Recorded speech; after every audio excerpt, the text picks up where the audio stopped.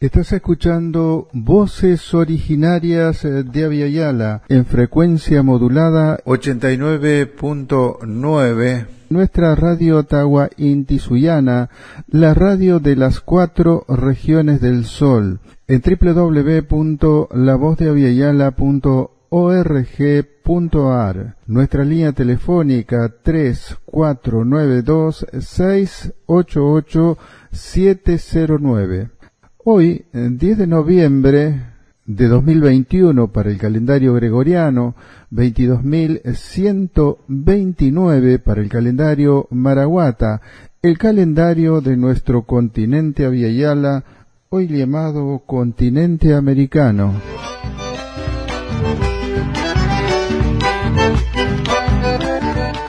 Hoy tenemos algo para comentarles con respecto al Día de la Tradición.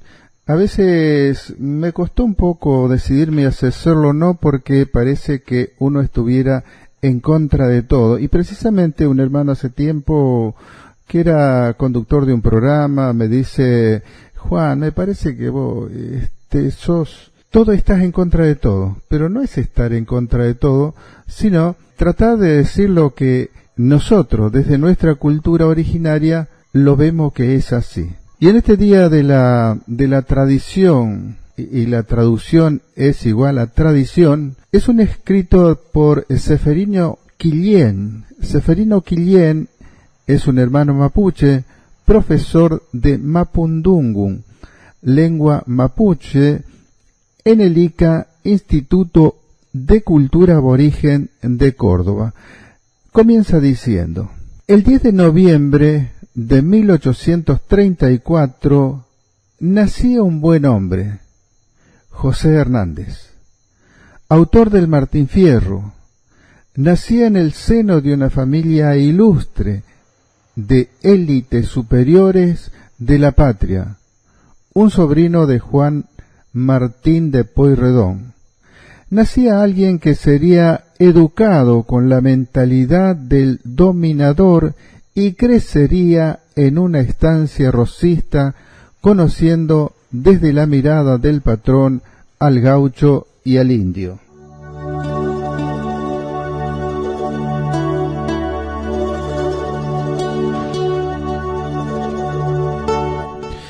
El 10 de noviembre nacía un buen hombre. La batalla de Caseros de 1852 fue decisiva en la historia nacional, una de las batallas más decisivas del país. Sarmiento, en su dicotomía civilización o barbarie, o civilización y barbarie, dividía las dos Argentinas y atrás de Caseros quedaban la economía artesanal, el folclore, el gauchaje, las tradiciones ancestrales, para él la barbarie. Después de Caseros llegaban la economía agraria y las expectativas de lo industrial, las ciencias ilustradas, la inmigración europea, la anglosajona, el progreso indefinido, para él la civilización.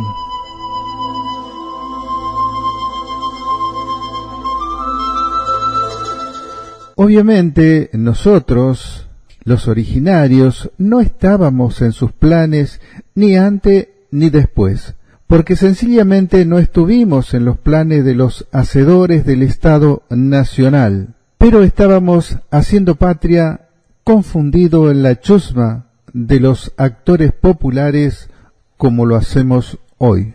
Después de Caseros vino el demoliberalismo, con la ansiedad de inversión de capitales de progreso, ferrocarriles, frigoríficos, de sistema escolar, de positivismo.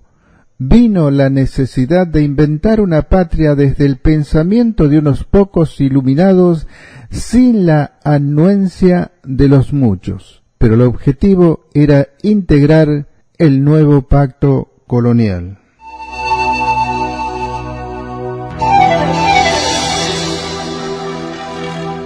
Mientras todas estas transformaciones se realizaban en la patria con el título de Campaña del Desierto, se iba fabricando un desierto en la pampa argentina. En un alocado asalto a mano armada, el Ejército Nacional cometía uno de los más desalmados genocidios. Avanzaban armados hasta los dientes sobre nuestras comunidades mapuches, vejando familias enteras, hombres, mujeres y niños. Fue allí cuando en 1872 salió el Martín Fierro, magnífica obra de la literatura argentina universal, rescatando los valores de los hombres de campo, el temple del gaucho, pero José Hernández, lógicamente, al pertenecer al sector dominante, nos desclasó, léase bien, nos desclasó también en su obra. Los originarios, para él, fuimos parte de la barbarie que había que superar. Éramos los incorregibles. No se detiene el hombre nacido un 10 de noviembre en detalles terroríficos para describir nuestro estilo de vida. No lo condeno, lo comprendo. Es muy difícil escaparse a la cultura donde uno crece, pero entonces, al menos, permítanme no sentirme representado por este hombre, José Hernández, y su escrito El Martín Fierro. En 1879, en la isla de Choel, arrinconaban a tiro a los Peñí. Hermanos, no hubo compasión para ellos. La campaña del general Julio Argentino Roca, 2 veces presidente de la nación, culminaba con olor a sangre, un grito de victoria que ensordecía el clamor de nuestros hijos y mujeres. El pueblo mapuche no tenía lugar en la sociedad. Aparecía la vuelta del Martín Fierro en 1879. Pienso que el gaucho que regresaba se veía bañado en lágrimas, porque la patria toda se convertía en un desierto para él. Obligado el gaucho hasta psíquicamente a exterminarnos, tarde se dio cuenta que él tampoco figuraba en los planes de los hacedores ilustrados.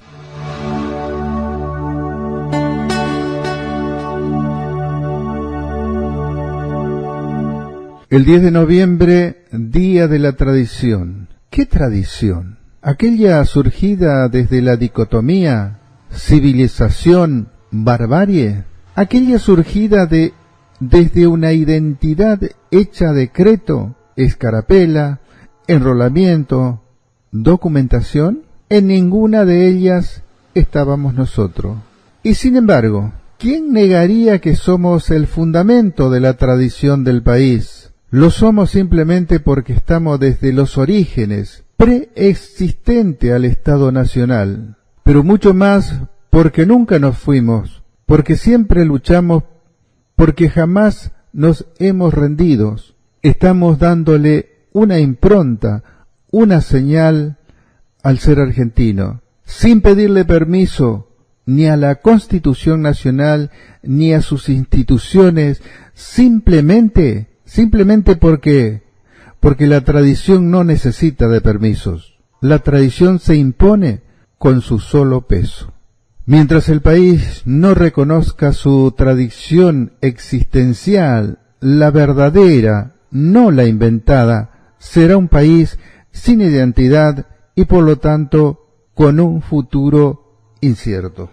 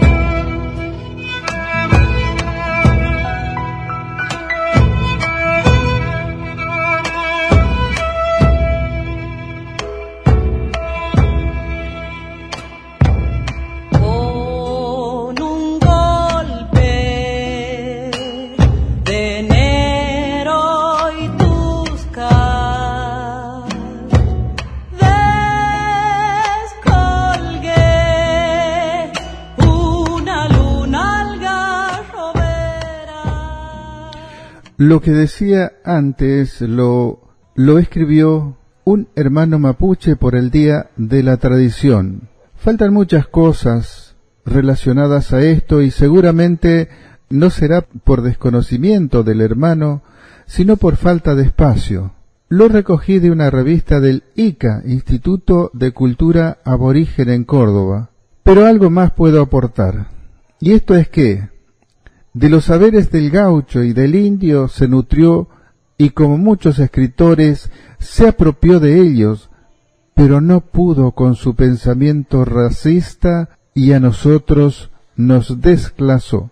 Quede bien claro que ese buen hombre, como dice Seferino Quillán, José Hernández en su Martín Fierro, no nos representa y que hablando de tradiciones, no todas son buenas. Si bien la tradición es un legado de anteriores generaciones, esos legados no son todos buenos y ponemos como ejemplo, entre otros, la mentira política es ya tradicional, el no cumplir con sus promesas es tradicional y todo un encadenamiento que lleva a tener sometida a una sociedad que lo puede encontrar con solo esta pregunta. ¿Qué buenas tradiciones tenemos? ¿Qué nos dejaron? ¿Quiénes? Cuando festejamos el Día de la Tradición, ¿qué tradiciones festejamos? Esta última parte es de quien les habla, Anca Kunturñaguin, mi nombre salvaje, mi nombre incivilizado, o Juan Ángel Orellana, mi nombre civilizado para andar en esta sociedad, para no ser un indocumentado.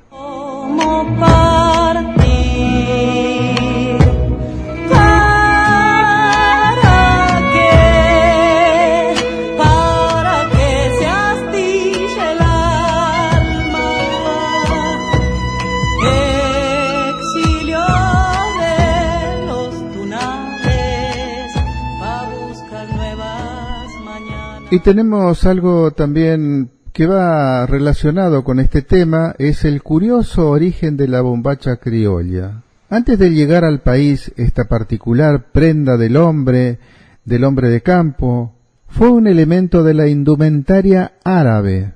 Más de una vez se ha señalado la connotación árabe del gaucho argentino o rioplatense.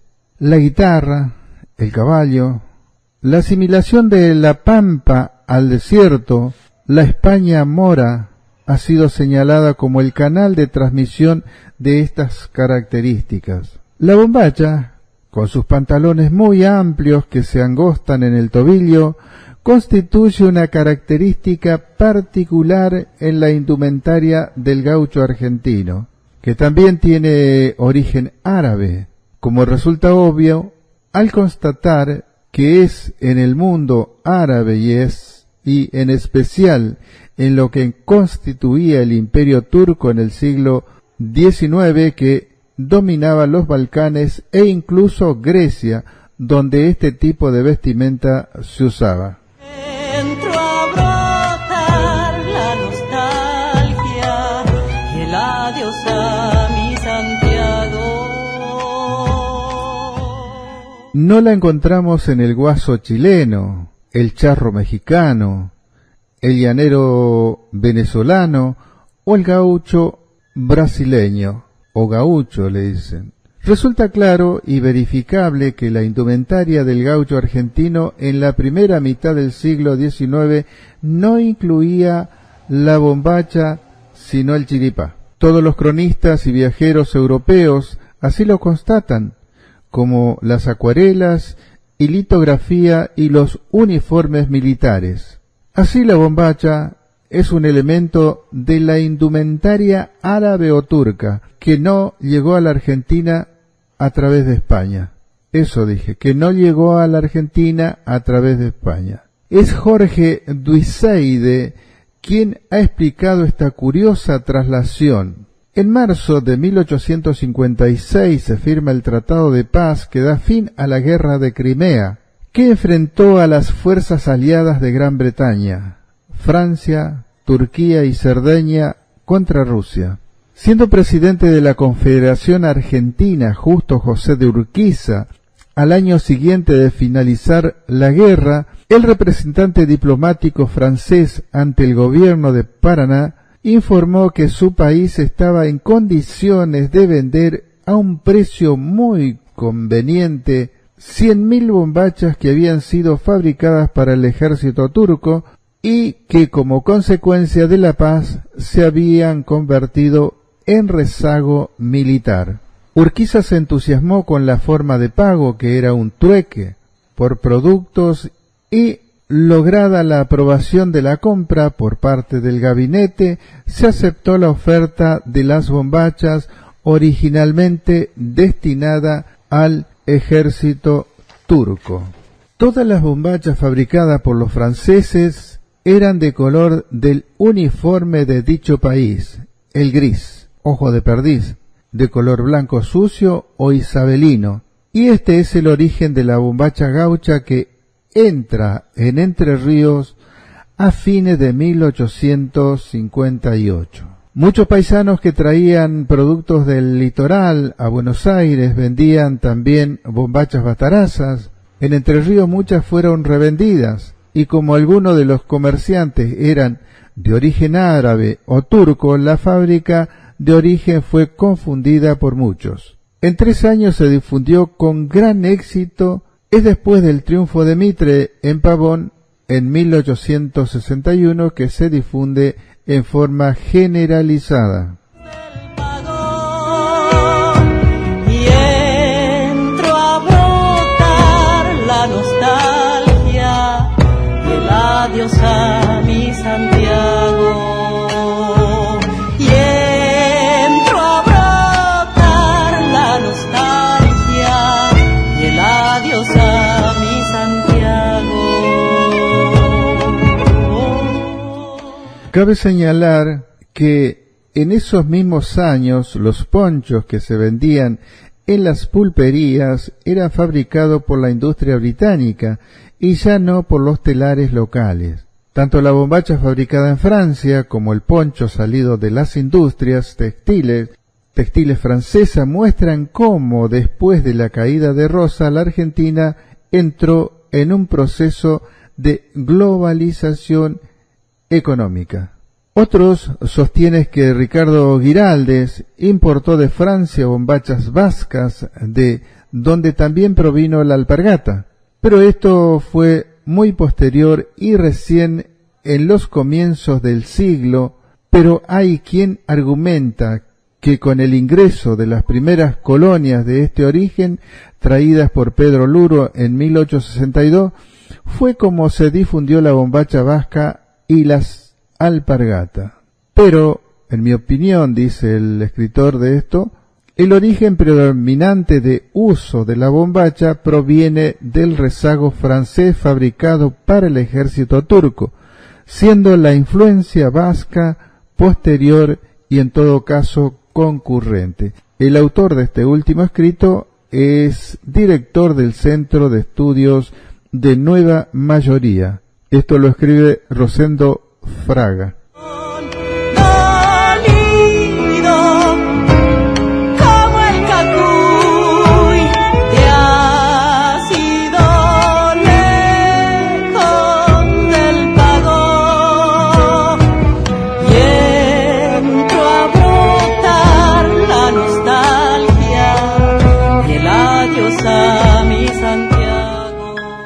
Y tenemos también relacionado con esto, con el Día de la Tradición, este tema, ¿criollo? ¿Criolla? ¿Qué significa ser criollo o ser criolla? De la Real Academia Española dice, hijo o descendiente de europeos nacidos en antiguos territorios españoles de América o en algunas colonias europeas de dicho continente colonizados. Y digo, ¿quién les habla? Continuando con lo de la página anterior, decimos que criollo se le llamaba a los hijos de familia de otros continentes. En este caso, familias españolas. Sus hijos nacían aquí en lo que hoy llaman Argentina.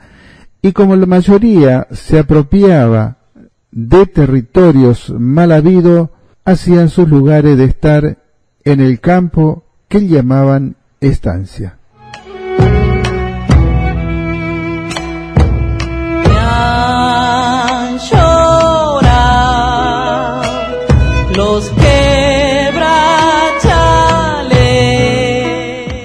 Los llamados criollos era gente que tenía campo, no los que trabajaban en el campo. Y escuchen bien esto, eran gente que tenía campo, no los que trabajaban en el campo. Y recuerdo a un cantor que decía, una cosa es los que tienen campo y otro los que trabajan en el campo. Y como necesitaban personas para trabajar en el campo, utilizaban a los llamados bastardos, hijos de españoles con nuestras mujeres.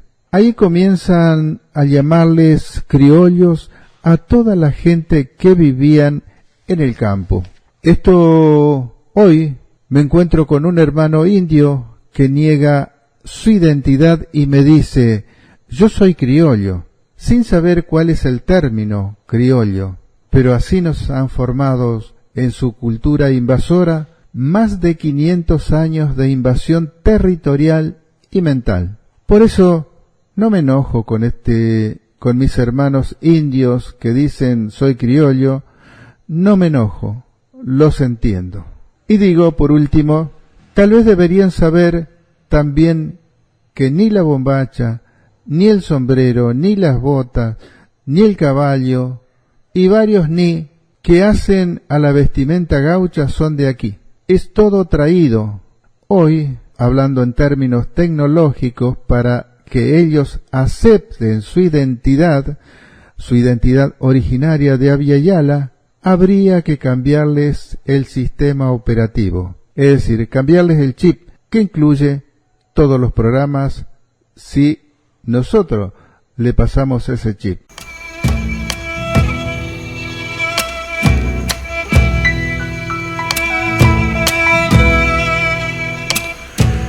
Y agregamos, cuando se dicen los gauchos de Güemes, se debería decir los indios de Güemes, porque todos, o casi todos, quienes lo acompañaron a Güemes para defender la frontera de los invasores españoles, todas estas personas eran nuestros hermanos indios de distintas naciones que acompañaron a Güemes, pero ya con esa pilcha gaucha, esa pilcha que los dejaba de lado nuestra identidad, la identidad del indio, del salvaje, ese maltratado que hoy también algunas personas nos están haciendo.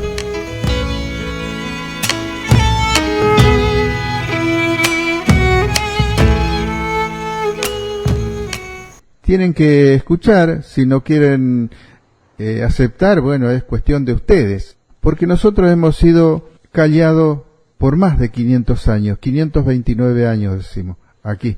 Pero estamos renaciendo, como dijo Tupac Amaru, Tupac Katari, volveré y seré millones. Estamos volviendo, estamos siendo, no somos solamente pasado, somos pasado, presente y futuro. Y estamos aquí y ahora, porque en la escuela nos dijeron o nos enseñaban, vivían, comían, se vestían, todo en tiempo pasado. Hoy le decimos nosotros que estamos, que comemos, que vivimos, que nos vestimos, que hablamos, que somos nosotros. Y esto va mucho para todo en general, la docencia, estudiantes, a todos quien quiera escuchar. Y ya con este tema por hoy lo dejamos en paz, espero que hayan entendido el mensaje, y le decimos Haili, Halyaya, es decir, viva la vida, viva el Tahuayinti suyo, Chayna Cachún, por un Estado plurinacional y pluricultural. Anca Kunturñaguin, primavera del 22.127, porque esto lo escribí hace 2 años. Ahora estamos en el calendario Marahuata, 22.129.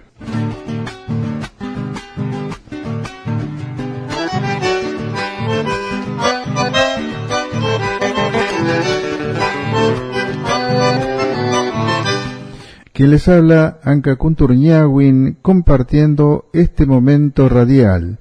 Nuestra línea telefónica 3492-688-709. En esa tonada india, nacida de las raíces de una historia muy sufrida, qué lindo es cantarte tierra revelando tus razones, decir que tu canto libre va golpeando